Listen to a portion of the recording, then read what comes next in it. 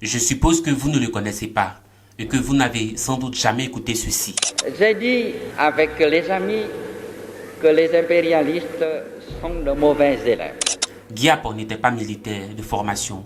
Il était professeur d'histoire et journaliste. Mais il avait une vision claire.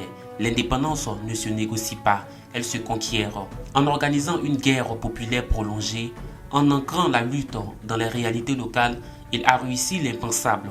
Mettre en échec la première puissance mondiale.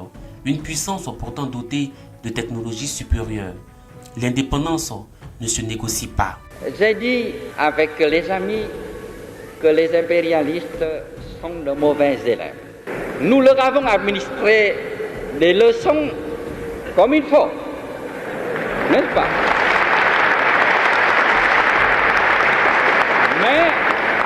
Mais ils apprennent mal les leçons, bien que ce soit des leçons de portée historique.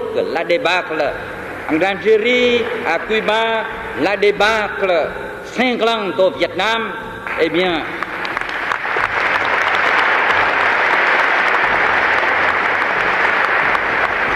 ce sont des événements qui annoncent et qui ont contribué à l'effondrement du colonialisme et aussi de l'effondrement inévitable du néocolonialisme.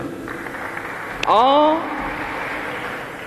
ces élèves-là, mauvais élèves, veulent redoubler les classes. Quel que soit ce qui leur est infligé, ils cherchent la moindre fissure pour revenir. Depuis leur rupture politique avec la France et la CEDEAO, les États de l'Alliance du Sahel, le Mali, le Burkina Faso et le Niger subissent une pression multiforme.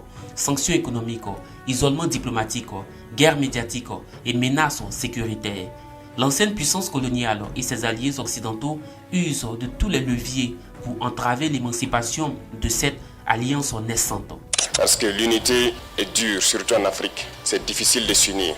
Mais c'est la solution. Il faut qu'on s'unisse. Petit à petit, l'AES poursuit son bonhomme de chemin, malgré toutes les difficultés, tous les défis devant nous. Si j'étais naïf, j'allais me poser la question, mais pourquoi les impérialistes ne veulent pas de cette union? Mais je ne suis pas naïf, je sais pourquoi. Et c'est la même question que ceux-là qui ont tendance encore à dormir doivent se poser. Pourquoi ils ne veulent pas qu'on s'unisse? Pourquoi la Confédération fait tant peur ou fait mal à certains? Parce que nous sommes approchés tous les jours par ces impérialistes-là pour amener un des trois à trahir l'autre. Nous sommes confrontés à ça depuis belle lurette. Chaque fois, ce sont ces genres de manœuvres qui sont là pour vous amener à quitter la Confédération. Et ça doit nous amener à réfléchir. Nous amener à réfléchir et pour ça, l'histoire nous offre des enseignements puissants. Et s'il y a un homme dont l'expérience pourrait éclairer notre voie aujourd'hui, c'est bien Giap, général vietnamien qui a vaincu deux des puissantes armées impérialistes du XXe siècle. La France à Dien Bien Phu, puis les États-Unis durant la guerre du Vietnam. Suivez. Africa unite. Honneur! Gloire! Honneur! Dignité! Honneur! Pouvoir! Victoire! Vive l'Afrique unie et prospère. Vive la révolution! L'AES, comme le Vietnam d'alors, est confronté à des ennemis technologiquement supérieurs, mais politiquement illégitimes. La France, l'Union européenne ou les États-Unis n'ont plus la légitimité morale dans la région. Leur seul atout reste dans leur capacité de nuisance. Dans ce contexte, l'inspiration giapienne est une boussole précieuse. Son génie reposait sur des piliers stratégiques qu'on retrouve dans l'Alliance aujourd'hui. L'AES est dans l'ancrage populaire, ce qui est très intéressant.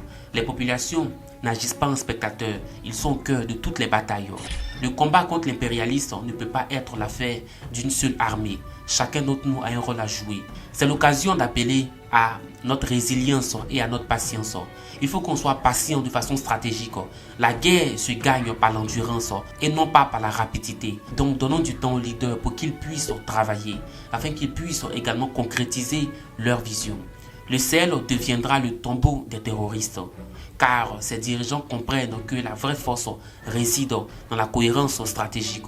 Pour que l'Alliance puisse atteindre ses objectifs, ils doivent être forts et stratégiques, comme l'a été Giap. Il a eu à le dire en introduction, et vous l'avez entendu, les impérialistes sont des mauvais élèves. L'impérialisme est un mauvais élève. Lorsqu'il est cherché de la classe, il revient toujours.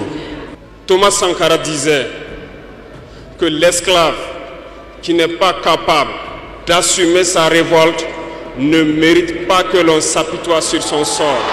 Cet esclave répondra seul de son malheur s'il se fait les illusions sur la condescendance suspecte d'un maître qui prétend l'affranchir.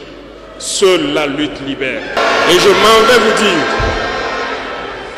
que si pour se libérer, un esclave se fait des illusions sur la providence d'une croyance que son maître lui a imposée pour le maintenir dans les ténèbres, il se fout le doigt dans l'œil.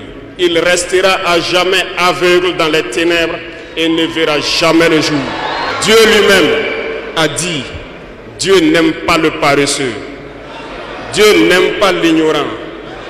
Dieu n'aime pas celui qui ne se bat pas. Car dit-on, aide-toi et le ciel t'aidera. La lutte contre le terrorisme dans le Sahel est une guerre globale contre un système impérial qui s'acharne à perpétuer le pillage et la domination. Giap savait que les armes seules ne suffisent pas. Ce qui fait tomber les empires, ce n'est pas la force brute, c'est l'unité organique entre le peuple et ses dirigeants. Au Vietnam, chaque village, chaque famille participait à l'effort de libération. La révolution était totale, enracinée dans la vie quotidienne.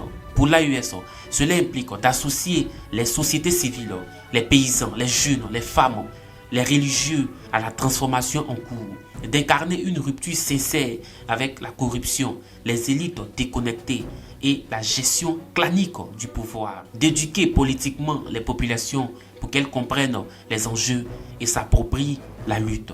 Sans cette unité de conscience, le projet AES restera fragile. Nous devons être conscients, mes chers amis. Avec elle, il devient invincible. Je me réjouis de voir les leaders de l'Alliance comprendre ces enjeux et œuvrer en ce sens, car ils ont commencé par faire le plus important, l'unité. Ça fait depuis très très longtemps que l'on parle de concrétiser l'unité africaine.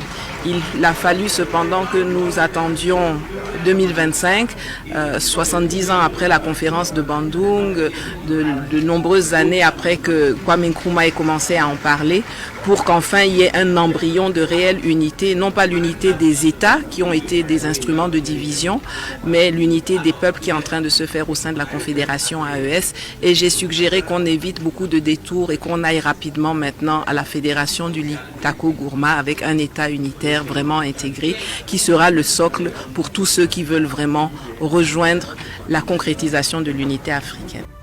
En fait, à l'image du général Giap, les dirigeants de l'Alliance des États du Sahel ont compris que la véritable force ne réside pas uniquement dans les armes, mais dans l'unité stratégique entre le peuple et ses leaders. Face à des puissances extérieures déclinantes mais toujours nuisibles, l'AES trace son propre chemin vers la souveraineté en s'appuyant sur la participation populaire, la cohérence politique et la patience historique. L'heure n'est plus au compromis, mais à la consolidation d'un projet radicalement émancipateur. Si les peuples du Sahel s'approprient cette lutte comme les Vietnamiens autrefois, alors oui, le désert deviendra non seulement le tombeau des terroristes, mais aussi celui des impérialistes. L'histoire nous enseigne que les empires tombent toujours quand les peuples se lèvent avec lucidité et détermination. L'AES a allumé cette flamme. À nous de l'entretenir. Enfin, et vous, que pensez-vous de tout ça? C'était Nanou, j'espère vous lire très prochainement.